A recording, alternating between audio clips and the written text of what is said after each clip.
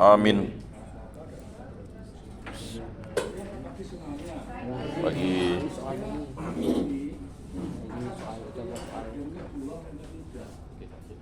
saya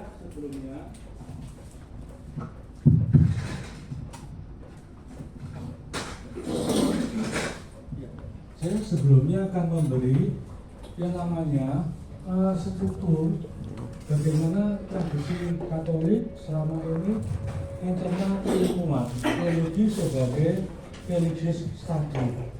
Nanti tergantung cara menyoratinya, karena tergantung cara menyoratinya penerapannya bisa bermacam-macam. Tapi yang jelas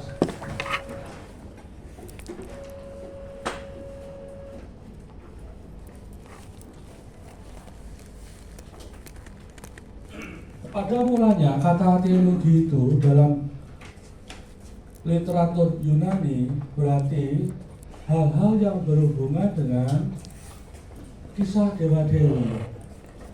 Itu sebabnya bapak-bapak gereja pada awal hidup Kristiani sengaja tidak memakai kata teologia sebagai kata mandiri, tetapi selalu menghubungkan dengan oikonomia.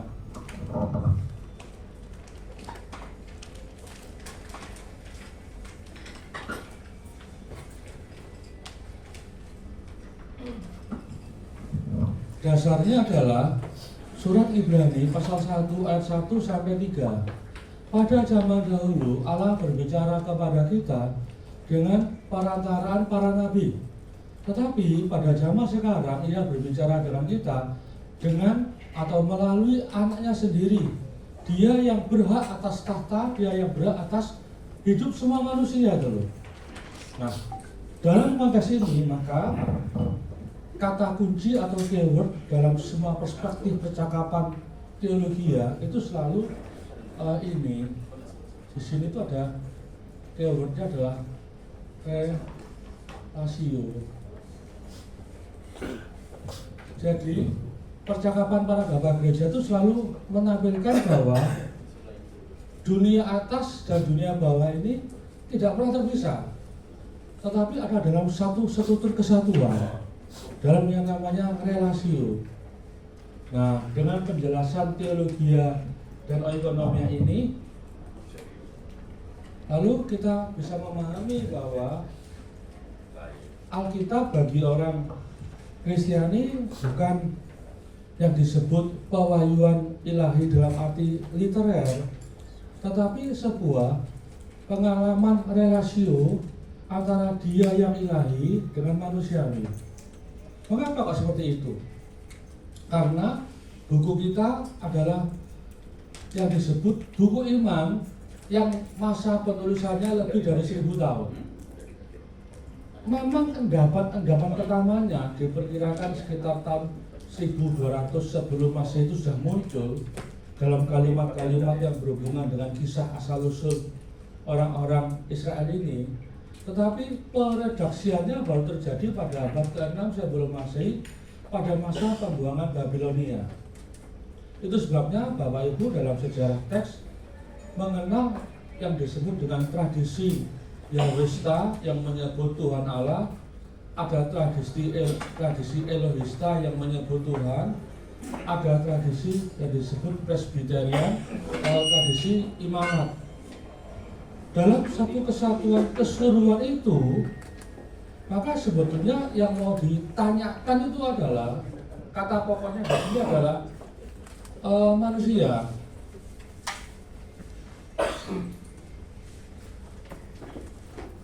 Jadi relasio antara teologia dan oikonomia ini terjadi karena problem dasar pertamanya adalah manusia, problem antropologi. Mengapa manusia mati gitu? Mengapa manusia itu sakit? Mengapa manusia itu mengalami situasi malang? Padahal di dalam janji itu dikatakan tidak mati, tidak sakit, tidak malang. Lalu dalam permenungannya ditemukan bahwa pada skenario pertamanya kitab Kejadian pasal 2, manusia adalah pusat dari ciptaan. Di skenario dia itu yang memiliki roh hidup. Karena dia memiliki roh hidup, maka sebetulnya aspek-aspek yang bersifat cacat, celah, defek itu tidak ada sebetulnya. Lalu mengapa kok sampai ada cacat, celah, defek itu? Jawabannya dalam Kejadian pasal 3. Karena manusia ingin menjadi tuan atas dirinya. Nah, dalam kesejarahan tuan atas diri itu, itulah asal usul mengapa ada sakit, mengapa ada penderitaan, mengapa harus bekerja, mengapa harus mengalami mati. Nah, sekarang dalam situasi mati ini yang saya sebut sebagai manusia yang celaka,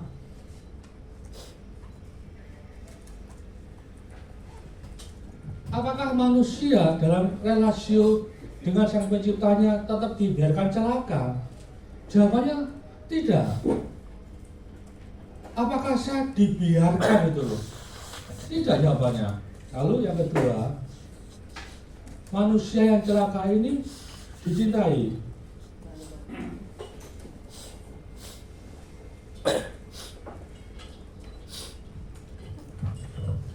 Apapun keadaanmu, apapun situasimu, apapun yang kamu alami, kamu adalah orang yang dicintai.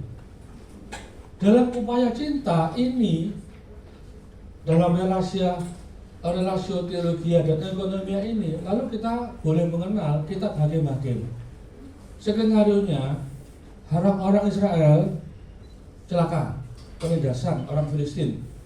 Mereka berteriak, bertobat, dikirim hakim-hakim.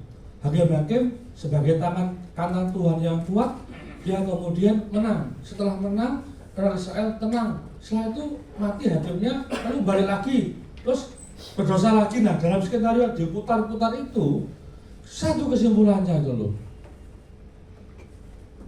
Pilihlah tangan kanan atau tangan kiri. Kalau kamu ikut aku, kata Yosua, maka kamu selamat. Kalau kamu mengikuti bangsa-bangsa ini, kamu tidak akan selamat itu. Nah, dalam konteks itulah lalu mereka dalam permenungan, kami dicintai, tapi mengapa kami mengalami situasi Babelonia ini? Lalu para pengajar Israel itu menemukan karena satu, karena kita lupa akan Tuhan. Lalu dalam gagasan dicintai ini, maka kata yang muncul ini kedua adalah ketaatan. Dengarlah hai Israel, Tuhan Allahmu, Allah yang esa, kasihanilah dia sesuai dengan apa yang ada dalam semua aspek hidupmu itu loh. Dalam aspek ketaatan itu, lalu kita bertanya di balik ini, apakah monoteisme Israel itu terjadi sekonyong-konyong begitu saja? Jawabannya tidak. Kalau para Romo, Bapak Ibu membaca sejarah pembentukan kitab suci Perjanjian Lama, kita kenal bahwa anak Yakub itu 12 dan macam-macam dia. Tapi kan teks kitab Kejadiannya 12. Padahal dalam historical review-nya kemungkinan besar ada satu kelompok orang yang menjadi penyembah El, penyembah dewa-dewi, di mana rumah El adalah Bet El, dan ada sekelompok suku yang masuk dari daerah Laut Merah, masuk menerabas para penyembah El ini. Mereka adalah para penyembah Yahweh. Dalam tradisi dikatakan pada mulanya orang-orang Israel adalah para penyembah dewa-dewi lokal, dewa-dewi yang menetap, sehingga kemudian saudara bisa mengerti mengapa ketika Yakub bermimpi naik turun malaikat itu yang dia lihat adalah dia dirikan Ebenezer. Lalu mengapa ketika dia menyeberangi Musa menyeberangi Laut Merah itu di sebelah mana lalu dia dirikan Mesbah. Lalu karena itu kan pamit masuk ke tempat dewa yang baru kan itu. Nah, tetapi ternyata ketika pembaruan Hizkia abad ke-7 sebelum Masehi itu ada sebuah gerakan yang namanya gerakan kembali kepada Yahweh. Ketika itu dikatakan kitab Taurat sudah lama hilang, tidak terbaca lagi, lalu disampaikan kepada imam, bahwa ditemukan gulungan Taurat, lalu Raja Hizkia mewartakan bahwa hari ini adalah hari untuk seluruh bangsa. Hanya ada Yahweh. Lalu dalam gerakan hanya ada Yahweh itu lalu muncul yang disebut dengan Elia sebagai sang pembela Yahweh yang hidup.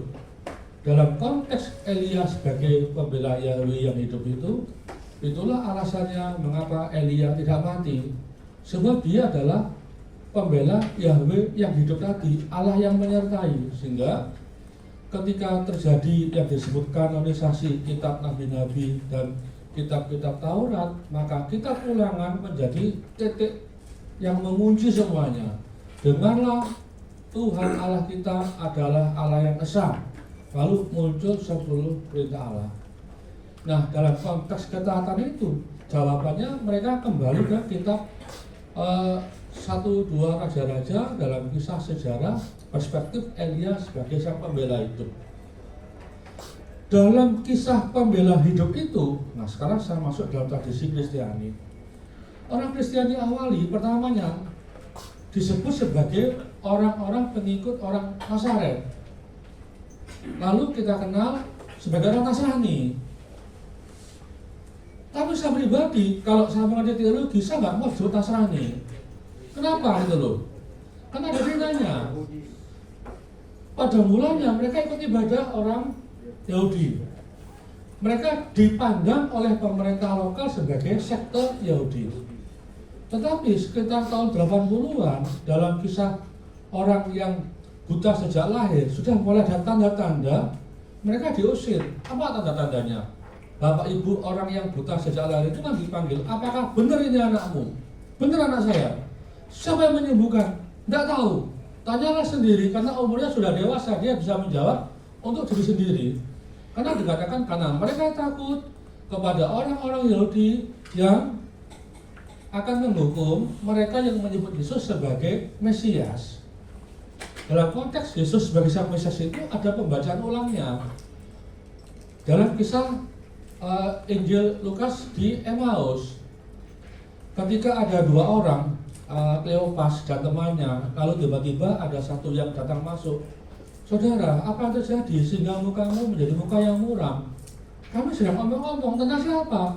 Tentang Yesus. Loh kenapa? Lalu ditanya balik, loh, apakah kamu tidak tahu tentang kisah ini? Apakah kamu satu-satunya orang asing di tempat ini dulu? Apa itu dulu? Kami mengira dulu dia adalah nabi yang diutus oleh Allah. Kalau kita berpikir tentang nabi, maka rujukannya adalah kitab di dalam kitab Taurat, Keluaran atau Ulangan atau Kejadian ya. Saya rasa di Ulangan 18 saya rasa. Atau Keluaran 18. Aku akan mengutus seorang nabi yang sama sepertimu. Jadi dalam percakapan Tuhan dengan Musa itu dikatakan aku akan mengutus seseorang yang seperti nabi sepertimu yang sama dulu. Mengapa? Karena dalam perspektifnya orang Yahudi, Musa adalah seorang yang satu, dia adalah ahli perang, 2 adalah pembuat hukum, dia 3 adalah nabi. Nabi di sini adalah orang yang menjadi perpanjangan mulut Tuhan, orang yang bercakap-cakap dengan Tuhan, yang menyampaikan apa yang isi hatinya Tuhan dulu. Nabi itu bukan sekedar utusan, tapi yang memiliki hatinya Tuhan tuh nabi. Tapi para pemimpin kami membuat dia mati. Lalu mereka kena pukul lagi dalam kitab Ulangan. Ulangan pasal 21 ayat 22.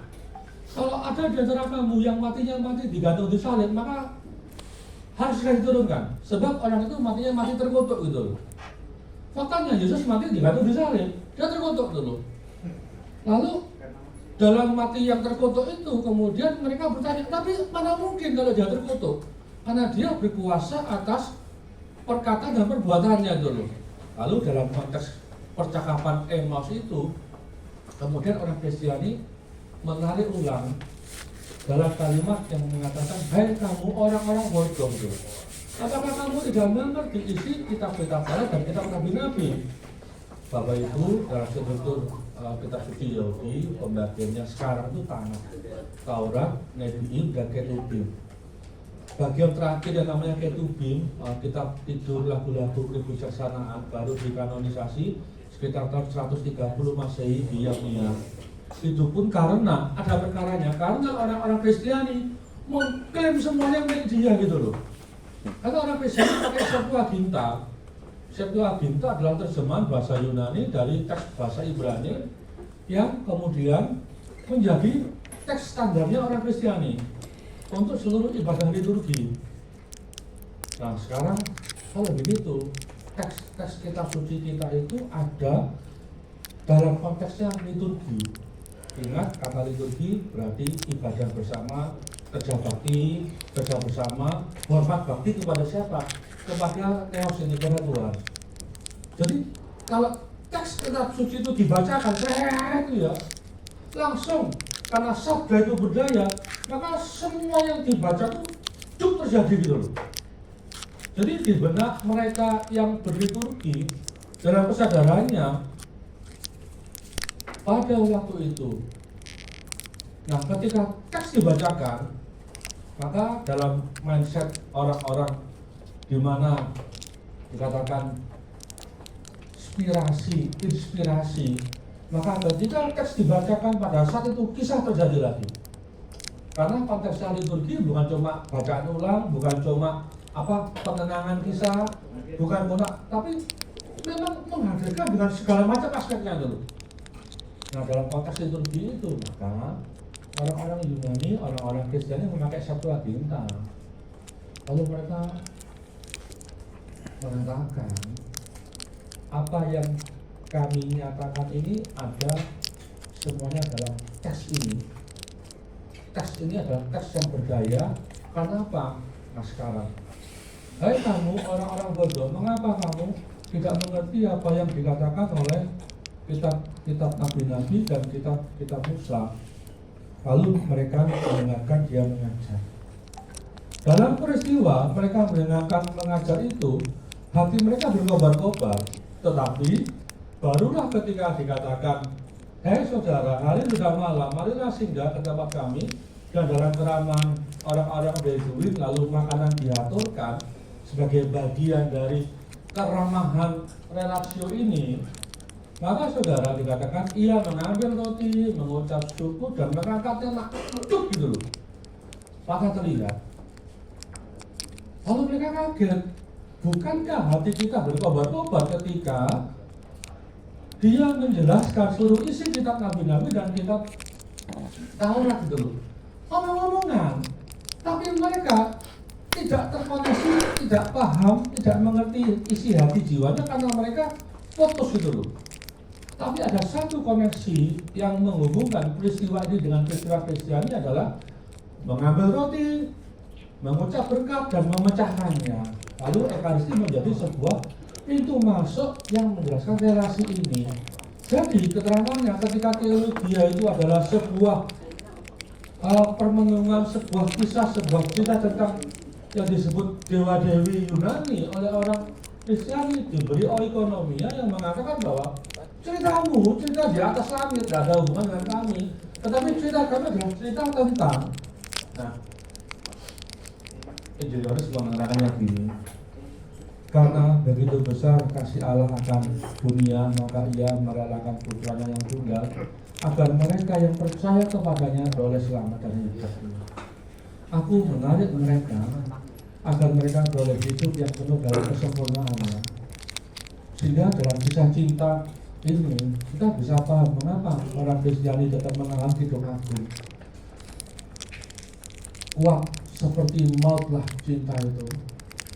Bahkan walaupun ada orang yang menggadaikan hidupnya demi cinta itu, dia akan diolok-olok, dia akan kemudian dinista, tetapi tidak ada orang yang pernah bisa membayar itu harga cinta itu. Bahkan ketika air seluruh dunia dikumpulkan untuk memadamkan api cinta itu, tidak akan tahan itu.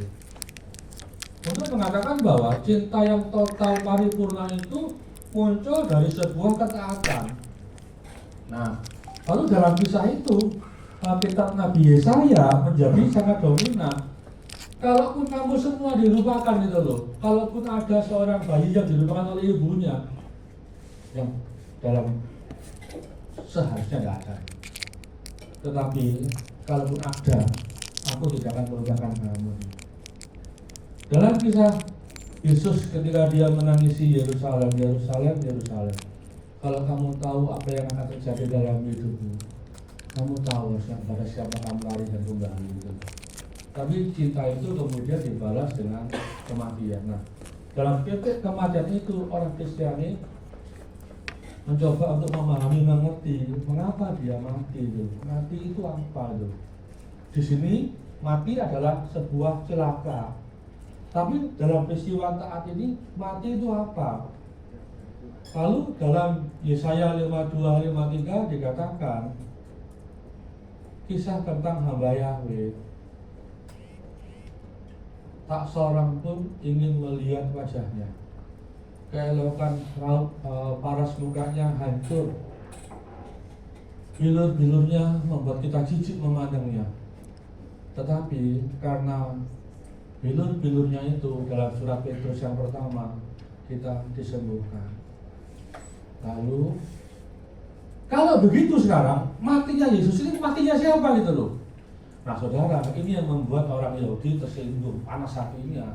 Karena dalam Septuaginta dan keterangannya itu dalam Yesaya 52:53 orang Kristen ini menjawab matinya Yesus adalah matinya orang saleh, matinya orang taat gitu loh.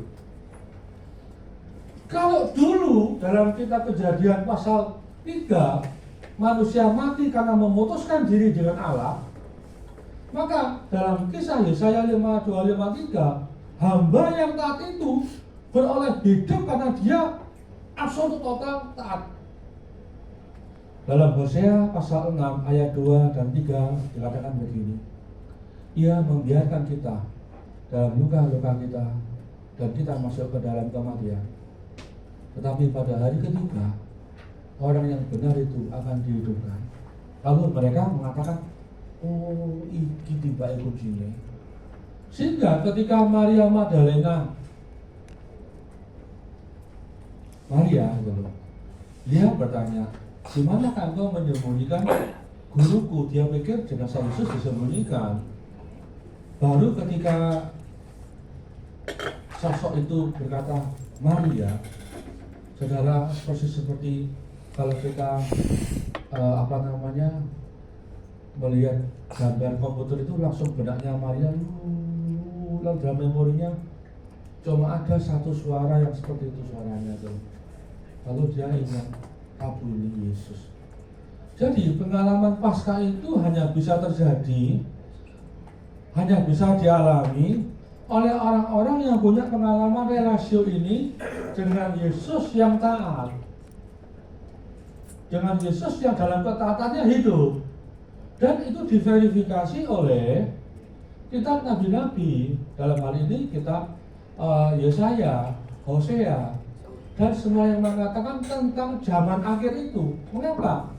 Kalau yang pertama ini adalah kisah penciptaan manusia yang pertama, kisah yang ini adalah kisah penciptaan manusia yang kedua.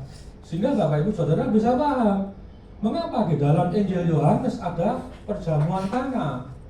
Sebab tanda dunia baru itu terjadi ketika orang ada dalam kelimpahan anggur. Dikatakan di situ ada tempayan 9 tempayan ya, 7 atau 9 tempayan yang berisi kira-kira sekian buyung. Itu kalau di liter satu buyung itu, satu tempayan itu dalam terjemahan yang baru itu sanggup untuk mengisi 700 liter anggur. Sekarang kalau itu 9 tempayan kali 700 liter bisa dibayangkan, bisa berenang orang di dalam anggur itu dulu.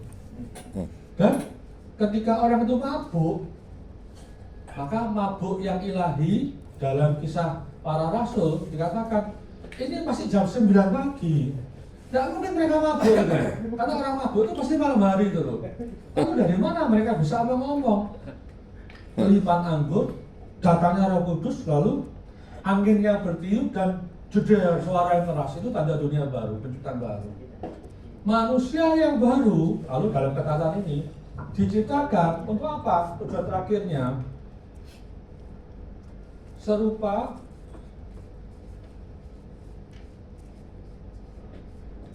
dengan Kristus. Loh, penciptaan baru itu tujuan akhirnya adalah serupa dengan Kristus.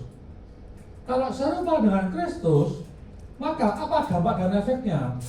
Inilah alasan mengapa dalam kitab Matius dan kitab Lukas ada silsilah Yesus. Inilah silsilah Yesus, anak Daud, anak Abraham yang dalam Matius.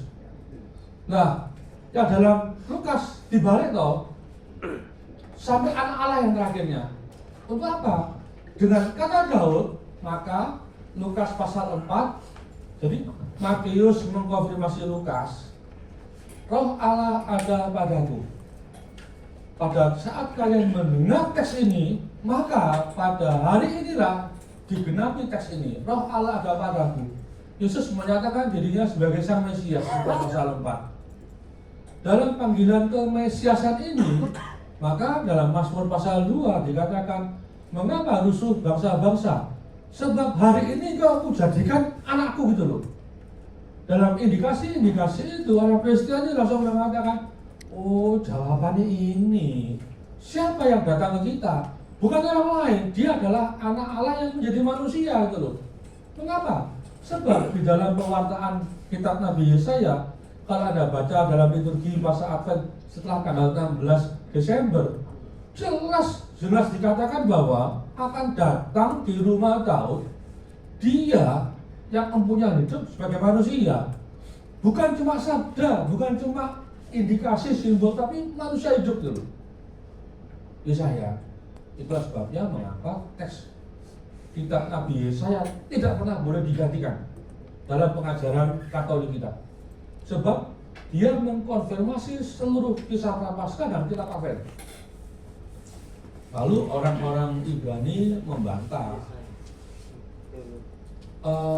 ini Parthenos dalam bahasa Yunani adalah perawan yang memang masih muda dan tidak pernah menikah. Tapi Alma dalam bahasa Ibrani berarti adalah perempuan muda, entah masih perawan, tidak pernah menikah, tidak pernah kenal laki-laki, atau yang penting muda, itu Alma. Orang Kristen mengatakan kami tidak pakai teks Ibrani, kami pakai teks Septuaginta. Maka yang dikatakan adalah Parthenos, perempuan muda yang benar-benar tidak mengenal laki-laki, itu loh. Dalam gagasan ini, maka Bapak Gereja Origenes sudah menasihati kamu hati-hati dengan orang-orang Ibrani yang berusaha melintir teks kitab sucimu. Lalu baru ketika penemuan dalam buah kumpulan itu, ketika ada teks-teks berbahasa Yunani dan berbahasa Ibrani yang sejaman dengan teks-teks itu, barulah diverifikasi teks Septuaginta itu memang benar, bukan inovasinya orang Kristen. Karena waktu itu memang ada tuduhan disalin ulang, terus kemudian ditulis dulu, di-printer teksnya itu, dan disebut diinterpolasi. Nah, saudara, dalam kesadaran menyerupai Kristus ini, maka apa yang terjadi dalam formasi hidup Kristen kita? Satu, kamu masuk dalam hidupnya Kristus karena kamu dibaptis, sehingga percakapan tentang pembaptisan itu senantiasa selalu adalah masuknya seseorang dalam hidup Kristiani, di mana Kristus adalah kepalanya dan kita adalah tubuhnya. Dalam surat Korintus, dalam surat kepada orang Roma dikatakan, kamu yang dulunya adalah zaitun liar, sekarang kamu dicangkokkan ke dalam zaitun yang hidup. Dengan dicangkokkan ke dalam zaitun yang hidup, kamu dulu yang orang asing, sekarang adalah para pewaris dari janji Abraham. Janji Abraham itu apa? Kamu akan beroleh berkat, kamu menjadi bangsa besar, dan darimu berkat akan dilimpahkan. Dalam kesadaran saya ini adalah orang yang melimpahkan dan memberi berkat itu, maka Bapak Ibu bisa paham. Kita serupa dengan Kristus, membuat kita selalu ingat dengan perspektif Yakobus, iman tanpa perbuatan pada hakikatnya adalah mati. Maka dalam seluruh struktur hidup Kristiani selalu ada yang disebut 5 wajah Kristus. 1, Kristus yang nyata tampak dalam teks kitab suci. Sang Sabda telah menjadi manusia dan tinggal hadir bersama dengan kita. Maka pendidikan membaca kitab suci adalah bagian dari cara menyentuh Kristus yang hidup. Yang kedua, Kristus yang tampak dikatakan dalam peristiwa liturgi. Inilah hidup yang dijanjikan kepadamu, yakni hidup yang beriman. Sama seperti ranting akan mati kalau dia terpisah dari hidup sang induknya, maka terpisah dari aku kamu mati dulu. Karena di dalam aku kamu sejahtera itu. Kalimat Yohanesnya kan, di dalam aku kamu sejahtera. Maka percakapan pertemuan dengan Yesus itu di mana? Dalam perjumpaan dengan Ekaristi.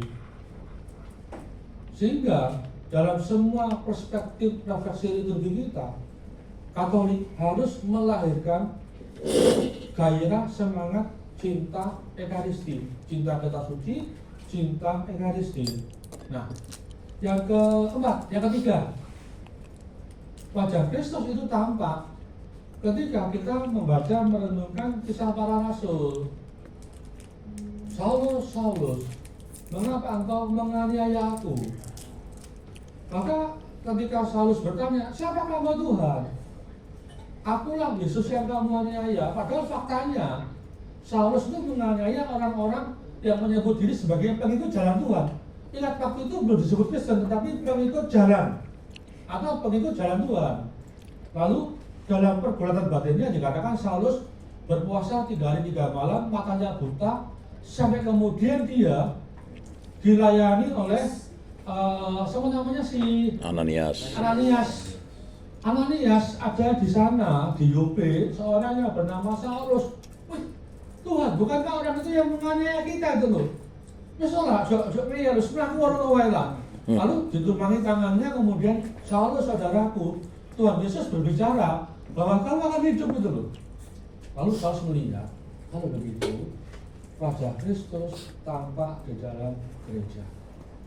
Komunitas orang-orang Kristiani, komunitas orang-orang yang beriman kepada Dia sebagai satu kesatuan. Maka seluruh perspektif perkuliahan kita, seluruh perspektif refleksi kita tidak pernah boleh dilepaskan dari perspektif gereja. Selalu harus membuat orang cinta gereja.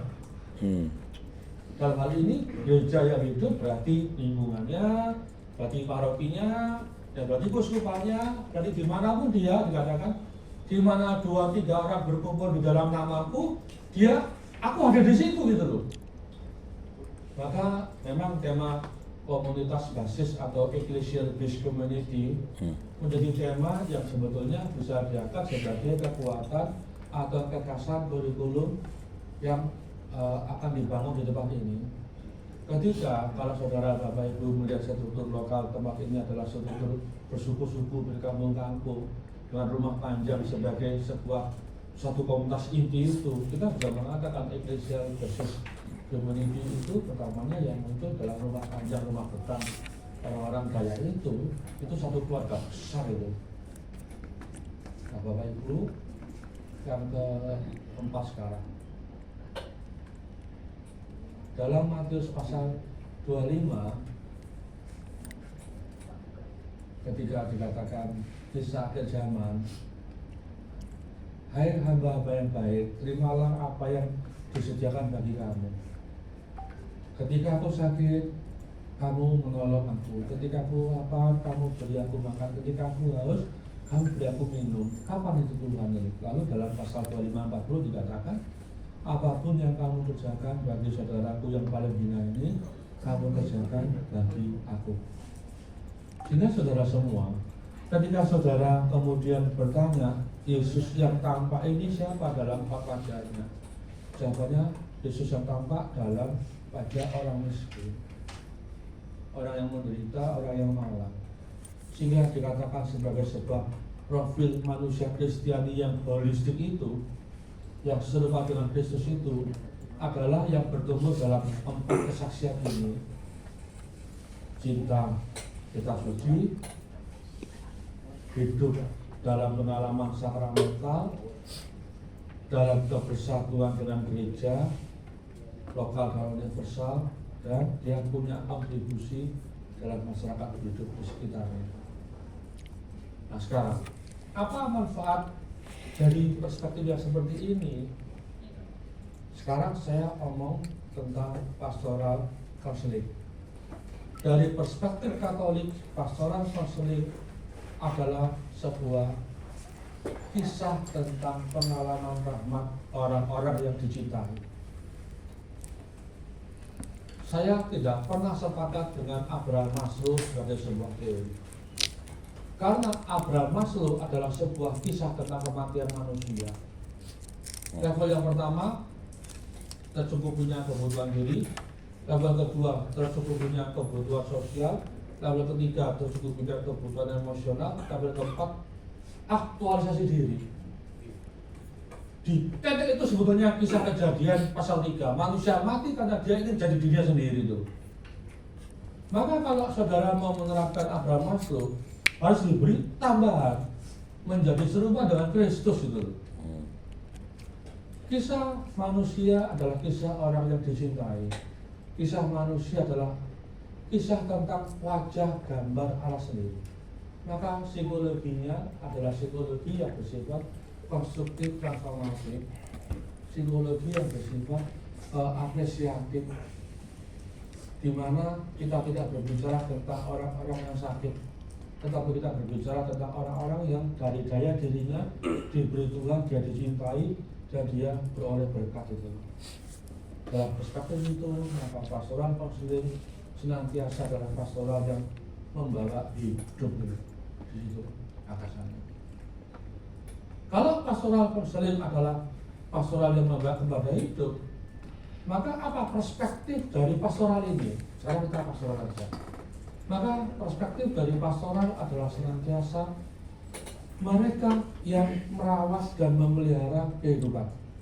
Maka tema-tema di situ bisa tentang tema kesetaraan gender, tema penghargaan kepada martabat manusia, tema kepada yang disebut hak asasi manusia, tema yang disebut dengan multicultural relationship, atau dalam bahasa yang lain penata layanan itu. Pastoral adalah sebuah menata tapi sekaligus melayani. Kata yang dipakai adalah tradisi gereja-gereja Protestan, stewardship, penata layanan. Ya ngatur tapi ya melayani itu. Nah, kalau begitu, apa kata Katolik yang dipakai? Kata Katolik yang dipakai adalah poimonia. Poimonia. Poimen itu artinya gembala itu loh. Kata yang dipakai ketika orang itu berfungsi bersikap sebagai gembala. Apakah ada kisah di balik itu semua? Ada Bapak Ibu. Tuhanlah gembalamu, engkau akan, kalau engkau berbuat kepada Tuhan, engkau tidak akan berkekurangan. Mazmur pasal 47 dikatakan begini, dari dulu aku muda, sekarang aku tua, tidak pernah kutemukan anak orang benar meminta-minta roti itu. Artinya adalah bahwa orang yang kemudian menempatkan Tuhan sebagai gembalanya, sebagai panduan hidupnya, dia tidak akan pernah meminta-minta roti. Maka Mazmur 1 bercerita, berbahagialah orang yang hidupnya tekun bersendirian kitab Taurat Tuhan, yang pagi siang dan malam merenungkannya, yang tidak mau duduk bersama dengan para pencemooh, tidak mau berdiri bersama dengan orang-orang yang memuja Tuhan. Dia seperti pohon yang ditanam di tepi aliran air. Dia akan tepat pada saatnya berbuah, dan apapun yang dikerjakannya berhasil. Nah, cara ngomong saya ini dimiliki oleh orang-orang yang menyebut dirinya orang-orang Yahudi lokal. namanya targum. Targum ke bahasa Indonesia menjadi terjemahan. Nah, ketika dalam ibadah dibacakan teks Ibrani, orang yang berbahasa Aram tidak kenal, maka yang dibacakan adalah targum berbahasa Aram, di mana bahasa Aram sekarang adalah orang-orang yang daerahnya Yesus Galilea sampai ke Suriah. Targum itu akhirnya dalam ibadahnya orang Yahudi juga memiliki otoritas, sehingga tidak mungkin orang menafsirkan kitab suci kalau dia tidak membaca teks Ibraninya, tidak mengerti teks targumnya. Nah, mengapa saya katakan targum? Ketika Sabda menjadi manusia, logos ini logos siapa gitu? Apakah ini logosnya orang-orang Yunani? Bukan. Kalau begitu ketika Bapak Ibu menerangkan logos, jangan pakai teks Yunani, jangan pakai teksnya para filsuf. Tetapi ternyata ini berasal dari targum Aram atau targum Ibrani. Kenapa dikatakan? Di pasal Kejadian pasal 3, ketika hari itu sore Tuhan Allah berjalan-jalan di kebun. Saudara Bapak Ibu, saya senang kemarin melihat kampus Bapak Ibu, karena syarat untuk tempat suci itu harus ada air mengalirnya di depannya. Dan di depan kampus ternyata ada parit yang mengalir itu. Kenapa? Karena di Kejadian pasal 2, surga itu terletak di antara dua sungai.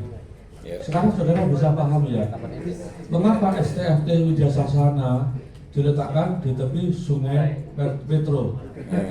Mengapa Giovanni, Seminari Tinggi Giovanni, di belakangnya itu langsung sungai Metro? Karena surga itu terletak di belakangnya sungai. Saudara tahu mengapa Universitas Muhammadiyah Malang yang besar itu memaksa diri beli tanah sak sungai-sungainya? Karena surga itu dibelah oleh sungai. Kejadian pasal 2. Ketika UIN Malang membesarkan dirinya, maka sungai di depannya padahal waktu itu sempadan yang sudah dibangun ruko-ruko sekarang dibersihkan semua. Karena memang harus ada sungainya itu loh. Lah rumahnya CDD yang di Malang jauh dari sungai itu loh. Buat sungai. Jadi bukan surga itu loh. Oh, sungainya mengering ya. Waktu saya belakang di lapangan basket itu. Sungainya ada tuh ya parit lah itu. Dalam perspektif tentang sungai yang mengalir ini, maka kita bisa pahami bahwa apapun yang dikerjakannya selalu berhasil karena ia seperti orang yang ditanam di tepi aliran air. Maka saya sarankan STAKN jangan pernah berhenti beli tanah sampai menyentuh sungai dulu. Setelah itu sudah kena sungai baru berhenti dulu. Terus itu sampai sungai itu. Parit lah kita kalau itu. Parit besar ya. Parit apa itu idenya ya. Dari cerita saya tadi saya mau mengatakan bahwa ketika pengalaman surgawi Allah berjalan-jalan pada sore hari di kebun, kalau manusia menyembunyikan diri dan Allah bertanya, di manakah engkau? Nah, teks yang di manakah engkau inilah yang kemudian dalam targum Ibrani tidak ditulis Allah bertanya di manakah engkau, sebab orang Ibrani tidak berani mengucapkan 5 kata Yahweh. Lalu mereka menggantinya dalam targum itu dan berkatalah Memra Yahweh.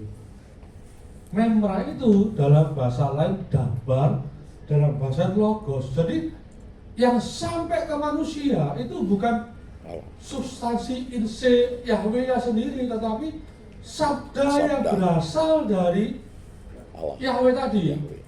Bahasa Jawanya namanya abab gitu. Kalau saudara belum gosok gigi bangun pagi, ketika saya omong di depan Anda, wah itu ya, maka langsung Anda kaget. Kenapa? Karena abab tadi menunjukkan eksistensi dari kediriannya, padahal semua kaget itu. Kenapa nggak percaya itu? Besok pagi langsung, wah itu temannya itu. Pasti mencerat temannya. Nah, Nah, jadi itu makanya Member. keluar dari sabdanya Tuhan itu adalah substansi diri Tuhan itu. Saudara, inilah asal-usul cerita mengapa dalam perspektif relasional Katolik Kristiani kita mengenal Trinitas. Jadi kalau saudara tidak mengakui kitab Ibrani, tidak mengakui Targum, tidak mengakui tidak disebut kitab berbahasa Yunani, maka Trinitas tidak akan bisa dijelaskan. Dari kediriannya Allah adalah sebuah relasi itu.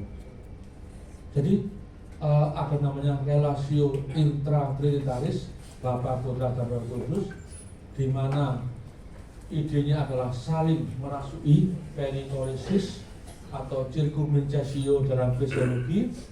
Tetapi ada yang namanya relasio extra trinitaris, yakni Allah yang menjadi manusia dalam skenario surat Yohanes. Dia jadi manusia agar manusia bisa menemukan keilahian dalam renungannya Santo Irenaeus. Kalau kamu ingin melihat Allah, kamu harus melihat bersamamu. Bahasa Latinnya adalah apa ya? Kok saya tiba-tiba lupa ya? Irenaeus itu ya. Homo Dei. Oh, Gloria Dei, Homo Vivens. Kalau kamu ingin melihat Gloria, kamu lihatnya Allah. Lihatlah manusia yang hidup tuh, Homo Vivens itu.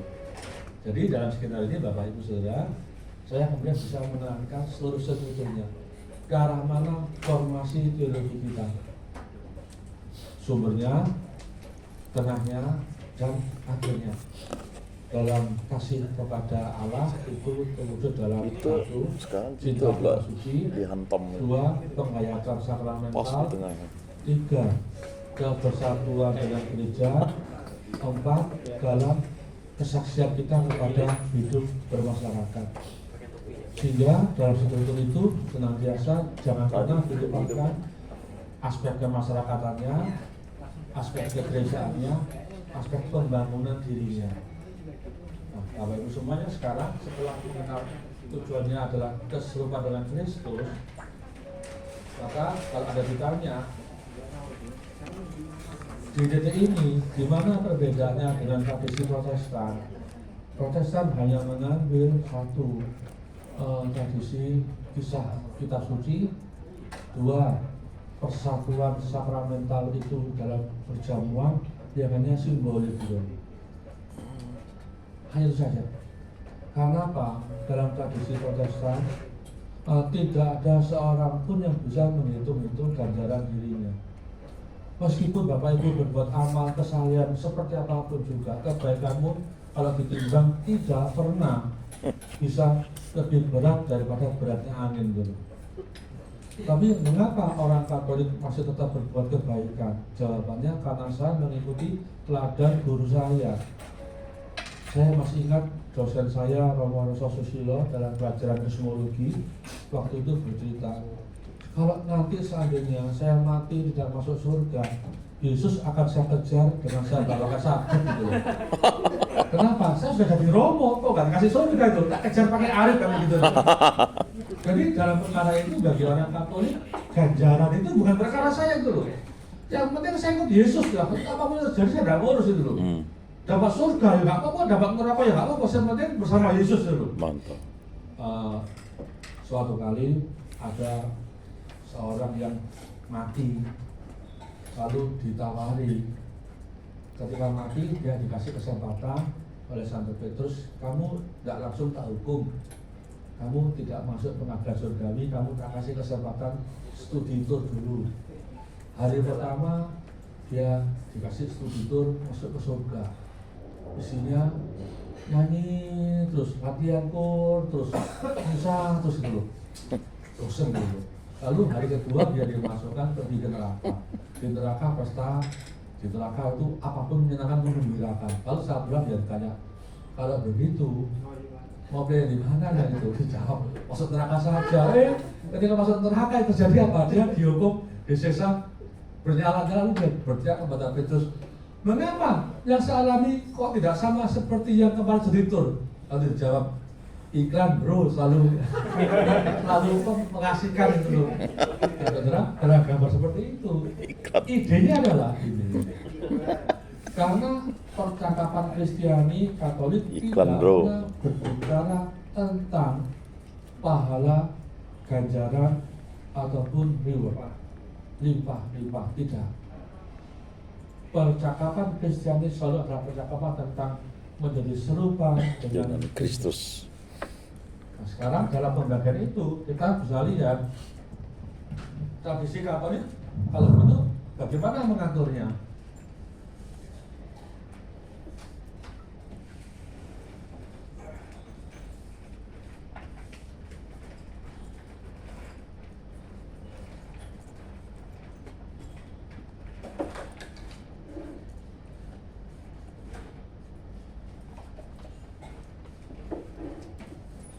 Dalam struktur apapun yang menyebut dirinya Katolik, kasarannya harus selalu memiliki aspek yang disebut sumber, sistematis,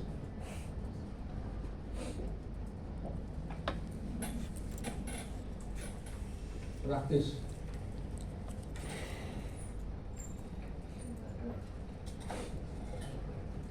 Dalam pengembangan keilmuan, kalau saudara mendefinisikan sebuah ilmu baru, selalu dalam struktur kurikulumnya punya yang namanya aspek ontologis. Apa? Apa itu bisa dirumuskan dari asal kata, dari sejarah penggunaannya. Yang kedua, selalu punya yang namanya aspek aksiologis. Aspek-aspeknya, unsur-unsurnya, pendalamannya. Sehingga kalau saudara mengatakan pastoral lalu teologi lalu konseling pastoral ya. Konseling pastoral coba definisikan dulu. Konseling pastoral itu apa itu loh? Artinya koinonia yang memakai aspek psikologi atau aspek konseling. Substansinya tetap koinonia, pastoralnya, konseling dalam hal pastoral. Bukan teologi pastoral, beda lagi loh soalnya. Nah, setelah tahu aksiologi, aspek-aspeknya, maka ada yang namanya teleologis. Nanti kebergunaan, kebermanfaatannya ini apa dulu? Pada akhir dari perkuliahan ini, mahasiswa akan menguasai ini. Itu aspek teleologis. Ilmu memiliki ontologis, aksiologis, dan teleologis. Kalau begitu dalam strukturnya, makanya disebut sumber, studi kitab suci, patologi, dan sejarah gereja. Di sini ada dogmatis, ada moral sistematis dan dogma sistematis. Sekarang kalau ini loh kok namanya sistematis itu ada apa asal usulnya? Saya jawab disebut sistematis karena memakai pendekatan, yakni pendekatan moral personal Yohanes Paulus kedua. Itu sebabnya lalu ada moral dasar, lalu ada moral khusus. Moral khusus itu terdiri atas moral hidup dan perkawinan, moral atas hidup, moral atas keutamaan iman, teologal, lalu moral yang disebut moral etika pekerjaan itu. Karena ada sistematikanya. Disebut dogmatis, mengapa disebut sistematis? Karena memakai sistematika ini habis kristologi, lalu eklesiologi, lalu sakramentologi, baru teologi penciptaan. Tidak pernah boleh dibalik, karena Kristus disebut sebagai sakramen sumber, gereja disebut sebagai sakramen induk, lalu dalam 7 sakramen sebagai sakramen implementatifnya. Sehingga jalannya selalu mesti kristologi, eklesiologi, lalu sakramentologi. Ini sebagai sebuah prasyarat. Baru orang bisa omong tentang teologi penciptaan, baru bisa omong tentang trinitas, baru bisa omong tentang eskatologi. Sebab eskatologi itu adalah bukan perkara matinya manusia, tetapi eskatologi adalah pengalaman manusia banyak itu dalam zaman ini. Sehingga bagi orang Kristiani, saya ini adalah makhluk eskatologis. Eskatologi ya kurang. Mengapa? Karena di satu sisi saya masih punya daging yang berasal dari ibu saya, tapi di sisi lain saya menyantap tubuh Kristus. Kalau Anda ingat surat Ibrani, Yesus Kristus tetap sama, dahulu sekarang dan sampai selama-lamanya. Berarti Yesus yang hidup, yang bangkit, yang kekal mulia itu ada dalam diriku gitu loh. Itu sebabnya saya menyebut diri saya adalah manusia eskatologis gitu loh. Di situ. Jadi eskatologi, penciptaan, dan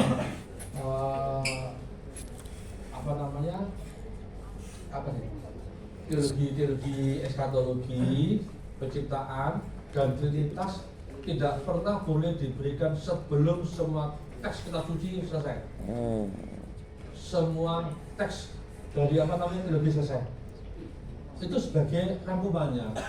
Misteri Allah itu sebagai rangkuman semua teologi. Tetapi ini bisa diberikan bareng, bisa diberikan setelahnya, yakni setelah tafsir Yohanes dan tafsir kisah sengsara. Sebab tafsir kisah sengsara itu menjelaskan tentang mengapa manusia itu hidup dulu, tentang manusia yang taat. Tafsir Injil Yohanes hanya bisa dimengerti kalau orang mengerti kisah sengsara. Sebab konteksnya Injil Yohanes adalah konteks liturgi. Yesus masuk ke bait Allah, dibersihkan semua di Yohanes. Kalau di sinoptik, Yesus bersihkan bait Allah sebelum peristiwa salibnya. Nah, Bapak Ibu, saudara semuanya, dengan struktur itu, maka praktisnya di sini bisa hukum gereja, maka bisa kemudian katekese, bisa pastoral, bisa kemudian apapun liturgi praktis. Ibu makin kuat. Bisa ASG. Yang sudah di sini kisah kitab suci, patologi, sejarah Indonesia, sejarah liturgi. Bukan lagi sentral, mau pakai payung. Nah, ini kalau perspektif saya Saya udah sebagai teman-teman. yang disebut Saya udah kan. prodi S1 teologi. Karena kami di STFT besok itu rencananya filsafat keilahian dan mahasiswa teologi duduk di kelas yang sama, yang berbeda cuma presensinya. Jadi kan 100 orangnya toh, lalu 50-50 lah gitu loh. Jadi tetap dosennya tetap kodok, jadi mata kuliahnya persis Sama. Jadi ya ada filsafatnya ya ada persis, gak ada berbeda. Cuma presensinya yang berbeda. Ya, apa boleh buat? Kami kebanyakan murid yang filsafat keilahian ini berdua. Terus cuma pembedanya bahwa mereka yang filsafat keilahian skripsinya harus filsafat. Yang teologi skripsinya harus teologi. Coba itu bagaimana kok? Nah sekarang Bapak Ibu, kalau yang bagi saya yang teologi itu sudah jelas bagaimana struktur keilmuannya. Kalau begitu, kalau yang pastoral dan konseling, Pastoral counseling. Nah, sekarang kita nggak ngomong teologi lagi ya. Ini salah selesai ya. Nah, bagi saya strukturnya adalah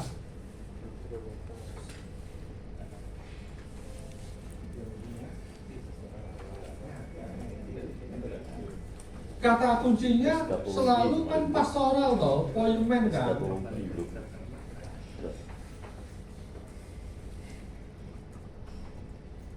Maka mau tidak mau di bagian dasarnya harus mengikuti struktur yang namanya sejarah teologi kita.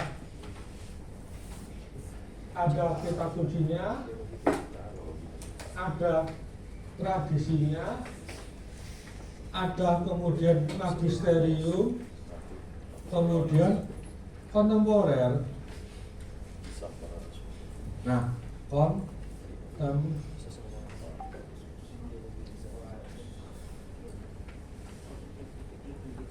Nah, sekarang Bapak Ibu, kalau begitu, karena ini sekolah tinggi agama Katolik, maka di semester 1, 2, 3, buatlah selalu dalam struktur ini. Jangan berikan yang belakangnya. Kan judulnya pastoral konseling toh. Maka yang pertama-tama dulu adalah apa definisi pastoral itu dulu? Dalam perspektif kita sucinya, perspektif tradisinya, perspektif tradisinya, perspektif kontemporernya. Sehingga untuk membangun keilmuan itu, menurut saya loh ya, nanti di teman-teman sendiri. Semester 1, semester 2, berilah mata kuliah dasar ini.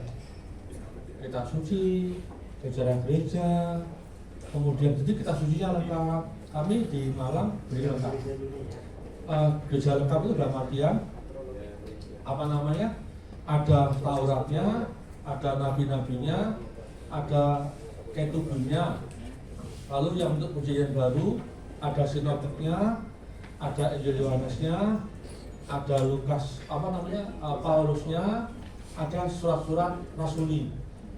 Berarti dalam struktur kitab suci itu diberikan lengkap 9 blok itu. Dalam struktur tradisi diberikan sejarah gereja, patristik, dan liturgi dasar. Lalu dalam sejarah magisterium kami berikan dalam sejarah gereja itu sejarah konsili. Lalu ada sejarah gereja 1, sejarah gereja 2. Kalau itu sudah selesai, nah sekarang barulah masuk yang kontemporer. Dari definisi apa itu konseling.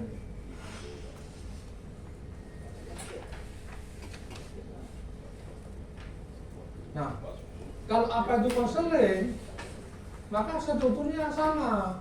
Manusia yang malang, yang dicintai, diberi tawaran untuk masuk ke dalam ketaatan dan masuk ke dalam keserupan dengan Kristus. Sehingga topik setelah kontemporernya adalah konseling, maka yang di sini adalah gagasan tentang gini, saudara, kalau dalam tradisi Protestan kenal yang namanya kelompok tumbuh kembang itu, KTK itu.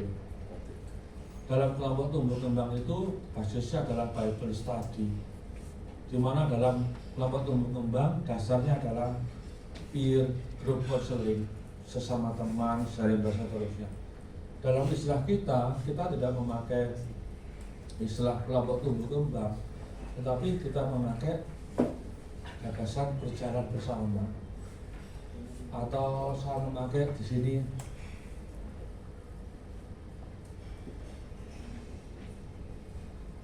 empowerment.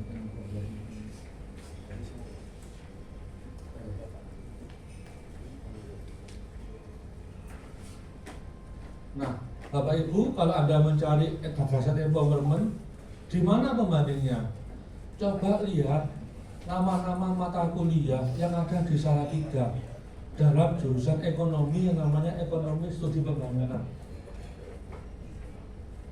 Jadi topik-topik ini adalah topik-topik dalam studi pembangunan. Pembangunan sumber daya manusia.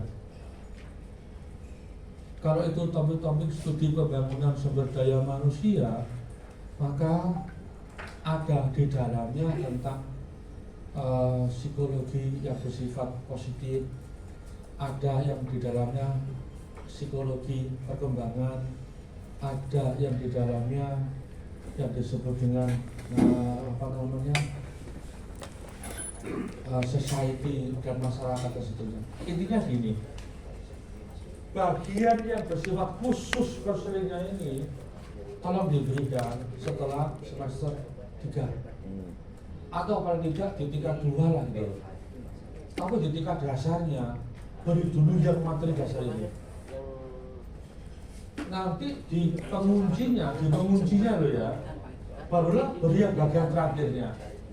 Karena kalau dia sarjana agama atau sarjana pendidikan atau agama sarjana pastoral apapun namanya, kalau dia dari STAKN, diandaikan dia oleh umat, oleh masyarakat dan pastor pasti ngerti teologi, pasti ngerti kitab suci. Yeah. Itu asumsinya.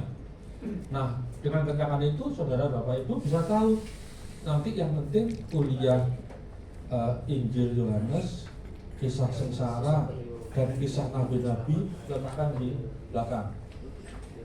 Teologi penciptaan, teologi tentang Allah, dan teologi eskatologi letakkan di belakang.